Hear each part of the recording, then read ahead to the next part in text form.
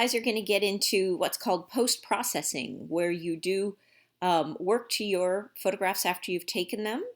So I'm going to introduce you to cropping, and we have what's called a cropping ditty. We do these little assignments every couple of weeks that get you into Pixlr Editor, which is our free sort of version of kind of like Adobe Photoshop. And then for tomorrow, Wednesday's session, we're going to talk about your capstone assignment, which is an opportunity to take pictures on and off throughout the rest of the trimester around a theme of your choice. So I'm just going to jump right in to our agenda this week. Is right here.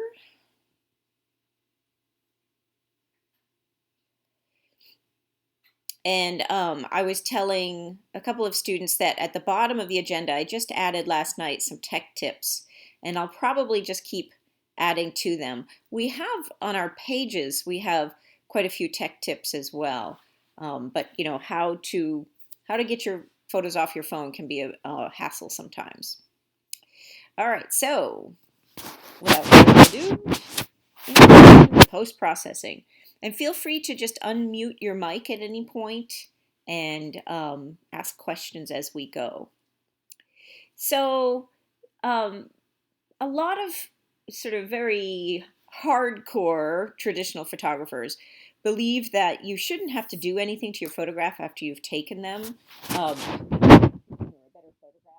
But in this modern age where everything, almost every photograph you ever see, commercially, online, in advertising, almost every photograph has been altered in one way or another. And it's silly not to take advantage of those possibilities.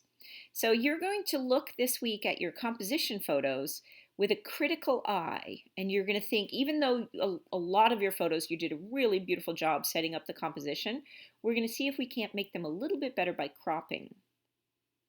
So I have a slideshow on cropping that we're going to start with.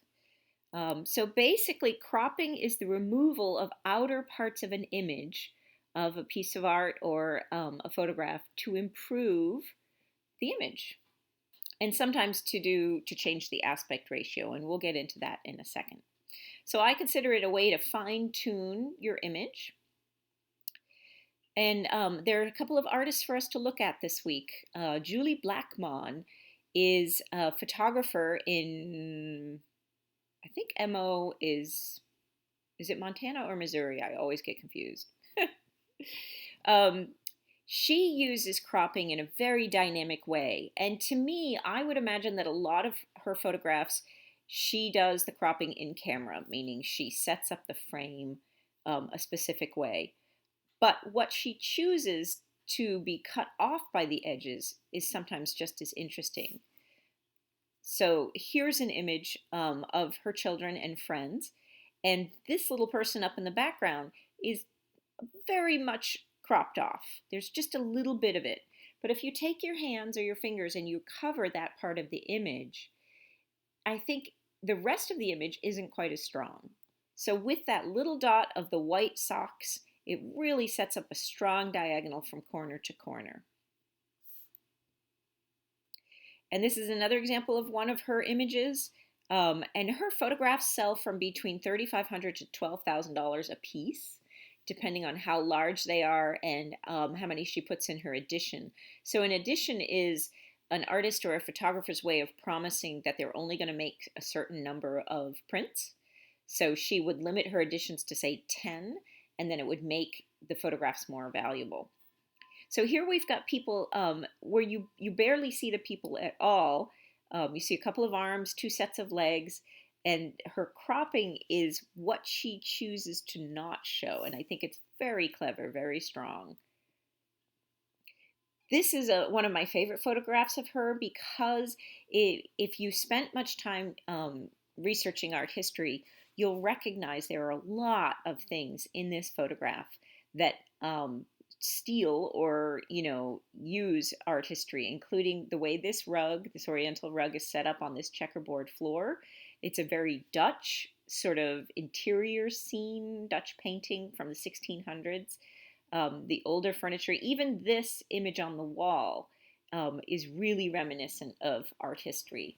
And even the little girl, the way she's dressed, the way she's standing, that's a very much a formal pose that you would find in a lot of post-Renaissance paintings. So she actually collages together a lot of different photographs into one to create a scene. So they're very playful, they're disorderly. Sometimes the images seem almost impossible, but they're just beautifully done. This one she calls Domestic Vacations. So it's fun to try to figure out, like, gee, did she shoot this little child falling off the couch at the same time as the person walking out of the frame? My guess would be no, that they were separate. Take a close look at this family portrait here. The title of this photograph is Family Portrait. So when you look at that, and then you look at this is a photograph of hers as well, titled American Gothic. So she's actually taking her own photographs and inserting them in another photograph, which is really cool. And you guys will learn how to do that if you don't already know how to do that kind of thing. So that'd be kind of a fun project to do. You may be familiar with an American painting called American Gothic. It's this one from 1930. So she's also playing, using the titles of her pieces of art, she's also nodding to art history. And a little fun fact about this one is that this woman is this man's daughter, not his wife. I always used to think it was his wife. So it kind of, I think it sets up the scene for a different interpretation when you understand that that's his daughter. So another photographer I wanted you to see this week is Ming Thien. I really don't know how to pronounce his last name. And he has a pet peeve with cropping. He says it's fine to crop to an aspect ratio your camera doesn't offer, but he thinks it's just sloppy and lazy if you crop because you couldn't be bothered to walk closer to the subject or frame it properly. He swears he doesn't do it. He never crops. So in this case, he had to get really close and down low to this swimmer. This is an example of street photography of his, where he goes out into public spaces and just, sort of keeps an eye open for anything that might be interesting, sets up his frames in interesting ways.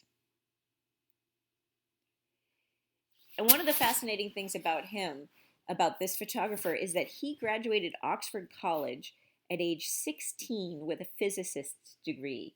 So that's kind of the equivalent of graduating from Yale or Harvard in our country with that kind of a degree at age 16. So he's brilliant, right? He worked in a senior position in mergers and acquisitions and private equity, including working for McDonald's as a senior executive. But he got frustrated and discouraged because he was so young that people didn't take him seriously. So he decided to get out of the high-powered, fast-paced, big business, lots of money, and taught himself photography, and now is doing that for full time. So he does mostly commercial photography. There's a link here in the slideshow on why he says cropping is bad, which you could take a look at some point if you'd like. So some options for cropping. You can crop before you shoot or after you shoot. If you use a long lens, meaning like a zoom lens, you can zoom in really close to your subject, and you could choose to focus in on just half of somebody's face if you wanted. You could do the same thing with a wide angle lens. And then after you shoot, you can experiment with different aspect ratios, and we'll talk about that in a sec. But I do recommend that you save several copies of your work, so that you are not destroying the original photograph. And when you crop, you can use it to remove things that are distracting around the edges or to create more emphasis on your main focus. So here's another photo by Ming. So aspect ratios. You've heard of this before. You've all done it, though. I know you've all probably done it when you've taken a photograph and turned it into a square to put it on something like Instagram. So the aspect ratio is basically the relationship of one side to the other in a photograph. So a square's aspect ratio is 1:1 because both sides are the same length. And in this photograph, it is 2:3, meaning this side is 2 units and this side is 3 units. And it could be an inch, or it could be a foot, or it could be a centimeter, which is why it's expressed in a ratio and not in a specific size. Because if you have a 2:3, you could print this photograph as, let's see, an 8:12. Or if you cropped it like this, you would print it as an 8:10. And so this photograph is a little bit different than that one, right? And so sometimes you may need a certain size photograph to fit in whatever you're doing with it. So the aspect ratios date back to the original cameras. A 1:1 is actually a square from a Recoflex, which I have an old camera from the 1950s, and the film is square like that, and I think it's an absolutely beautiful camera. Let's see, most computer screens, or the early computer screens, were 4:3. 35 millimeter photographs, the old film cameras, they were a 3:2. And so now, like iPhotos, an iPhone is usually a 4:3. A desktop computer display is a 1440 by 900, and so that's pixels, right? And so then the print equivalents over here, this is really interesting. You know, when you get your picture taken for school, and then they give you all these different size options, these are the aspect ratios for them. So you guys, in a minute, I'm going to show you how to use Pixlr. We're all going to get on Pixlr, and we're going to do a little cropping with one of your photos. So there's a crop tool, which looks like this little 2 squares or 2 angles overlapping. And when you click on that, you get a menu bar, and it looks differently now. This is from a couple of years ago, so it looks a little different. And you can restrain using pixels, or using ratios, or using just free floating. So when you click on that, you get a box that opens up, and in this case I kept the aspect ratio the same as the original photo, meaning I still wanted it to be the same kind of a rectangle. And then you can move it around, and then you hit enter, and there's the crop. And so I've focused in a little bit. I've gotten rid of a little bit of the outside edges to try to make this area more interesting to look at. All right, so cropping tips. Duplicate your images first. Take your time when you're cropping, because sometimes you could crop just as little as 1/8 of an inch off and it can look better. It doesn't have to be huge. And remember that if you change the shape of your image, printing, you can still print it, but you couldn't necessarily print it in a standard size for a standard frame. All right, so I have a couple of student examples here. Sophia Carbonneau on the left-hand side took this really cool photograph. It's hard to wrap your head around it sometimes because it is one photograph. It is not multiple photos overlaid. And what you don't see, what she cropped off, is the outside of a train. So she got up close to the window of a train, and the main scene is the reflection on the window. But because there were windows on the other side, you could see through it and see the scene on the other side, plus a little bit of the interior of the train. So really cool shot. The one on the right is Brianna Gemthner. I love this one because you could see the camera reflected in the eye. And she used a really high-powered lens, got in really close, and you can see even the clumps of mascara. Now, Allie Rice, this is a really cool photograph for a lot of reasons. And she's walking the line because this dog is heading out of the scene, and the crop is so close that you have to be careful sometimes if you do that. It can make it look awkward. But I think because the shadow elongates here, it still works. Taylor Oliver set up these really nice diagonal lines by doing this crop. Riley Golding, she cropped this in the camera. She did not crop it later, but the way that she's sort of cut off most of this person, I think, is just fabulous. And then Cole Lehman, This was cropped from a larger photograph, and it really sort of crisped it up, synthesized it really beautifully. So that's an introduction to cropping. Before we go on to the ditty, does anybody have questions about anything on the slideshow? Nope. Okay. So this is a recording of what I'm about to show you. So when you get ready to do this on your own, or if you have questions, you can later go back and take another look at that. But for now, what I would like everybody to do is, if you don't already have this open, go ahead and open up this assignment, the Introduction to Post-Processing, and scroll down to step 3 and click where it says Cropping Ditty. And it's going to ask you to make a copy. So go ahead and make a copy.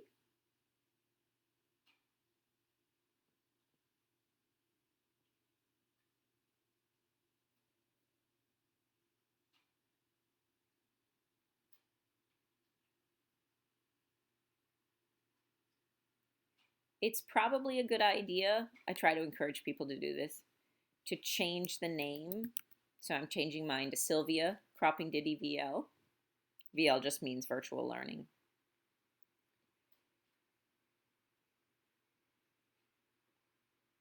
And the first thing it's going to ask you to do is open Pixlr E. So there's a link here. So go ahead and do that. And it gives you 2 options. And the one we want is Pixlr E. Pixlr X is a fun little program, but it doesn't have the depth of options and choices that this one does. There's another online photo editor that I think a lot of art teachers in the state of Maine use. It's called Photopea, and it looks very similar to this. So can you guys give me a raised hand to show me that you're all ready that you've got this all up?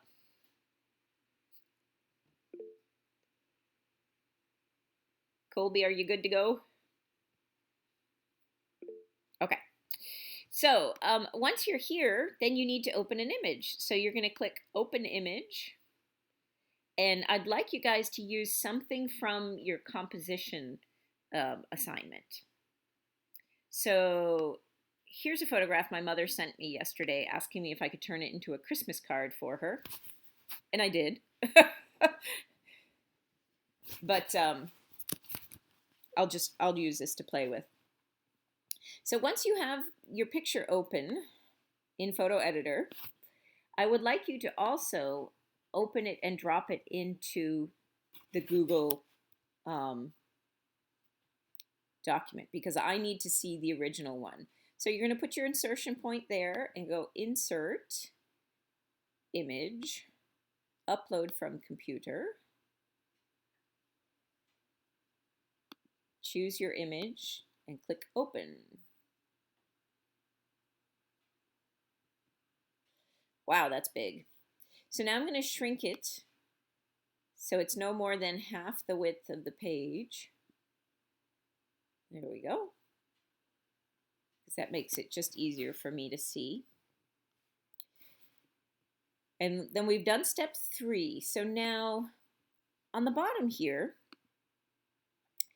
the bottom left corner of the Pixlr Editor window, you'll see your size, your output size. So this one is 735 by 990 pixels.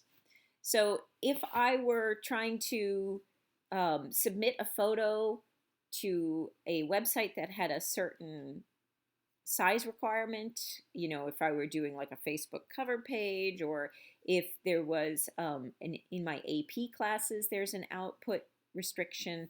So it's just helpful to know that that's where you find the output size. So you're going to put that on your page.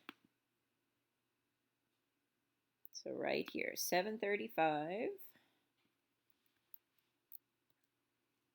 by, what was it, 990? Yep, by 990.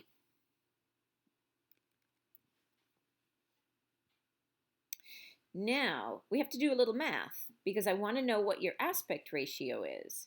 So I've given you a link to a calculator that will calculate your aspect ratio. So once again, I have to know my numbers. 735, 990. All right, so you're going to put 735 in the first box and then 990 in the second. And this is a really weird aspect ratio. It's 49:66. And that's because I cropped my mother's original image. Her original image was a horizontal, and it had a lot more going on in it. So 49:66. So I'm going to copy that right here. 49.66, because that's the aspect ratio for that. If you're using a photograph that hasn't been altered, chances are you'll come up with something like 4:3 or 3:2 or something like that.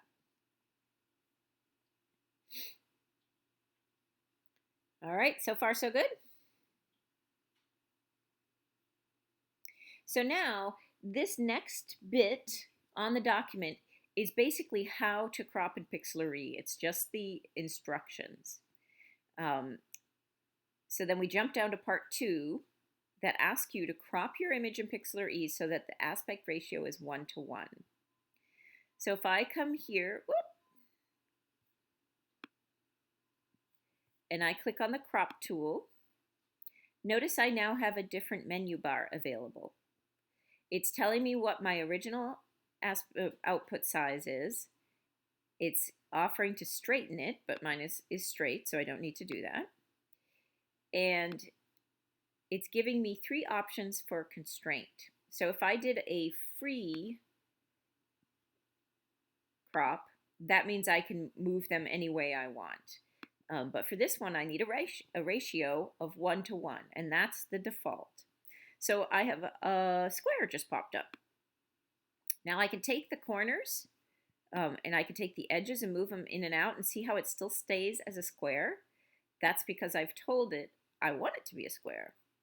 And then I'm going to move it around until I like the new composition. And notice when I click on it, I get the rule of thirds grid.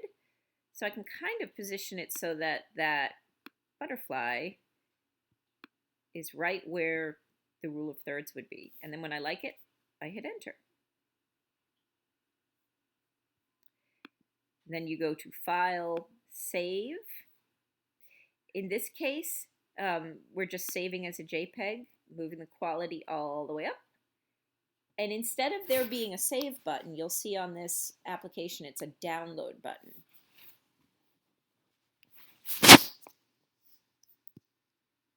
So there we go. Now it's in my downloads. And I'm going back to the document and I'm going to insert it here. So insert image, upload from computer. Make sure I'm clicked on my downloads and not my desktop. And then I have to find it. I have too many things in my downloads right now.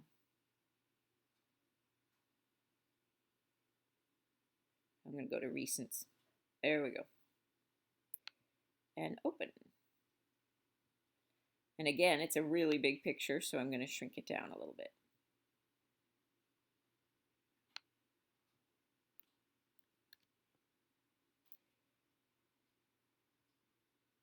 All right, any questions so far?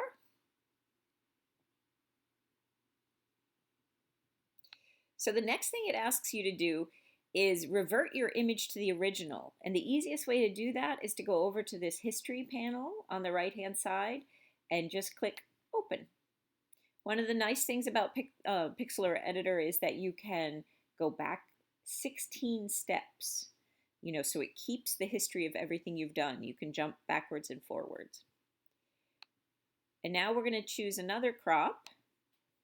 And I believe it's a 3:2 this time. I'm just going to double check. Yep, 3:2.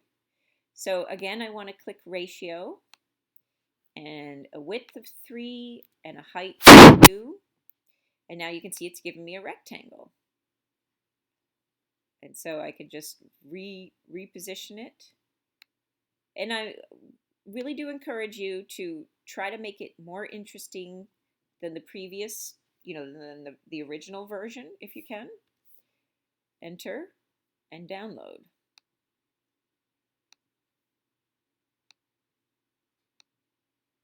The Ditty. So you're going to do the 3 to 2, then the 4 to 1. Then step number 4 is a little tricky. So it asks you to crop it so that the orientation is opposite the original.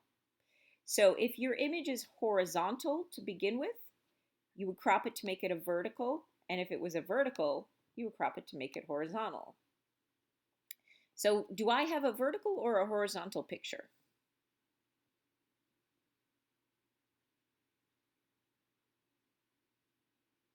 Anybody know?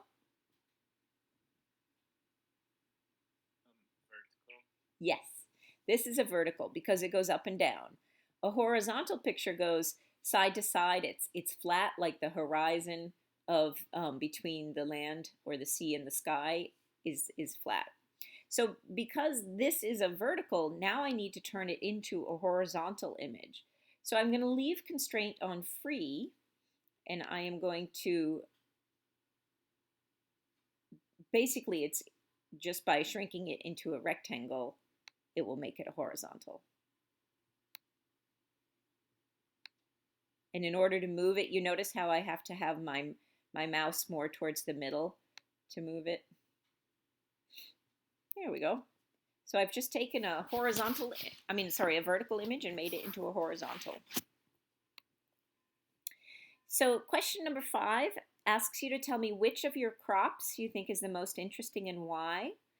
And then the last little part wants you to choose 2 more photos you took for the composition assignment. Insert them in here so that side by side I see the original photo and a crop. And then tell me after each one, tell me why you think your cropping made it better. All right, so that's your assignment for today. And it's due next week, I think, but you can go ahead and finish it up today. And then tomorrow during our session, what did I say we were going to do? Oh, we're going to talk about your capstone. Okay. So the submission for this is a website URL. So you're going to give me your Google Docs link. And then I wanted you to notice at the bottom of our assignment, I've started putting in vocabulary because there are a lot of words in photography that are used in other things, but they may mean something different in photography. Okay. There is an extra credit here. If you want to go to this link and scroll down to part 2 and click on the psychology of composition, click on cropping in the frame. There's a little article about cropping, and you can tell me a couple of things about it. I'd be happy to give you extra credit. So that's about it, guys. If you have any questions,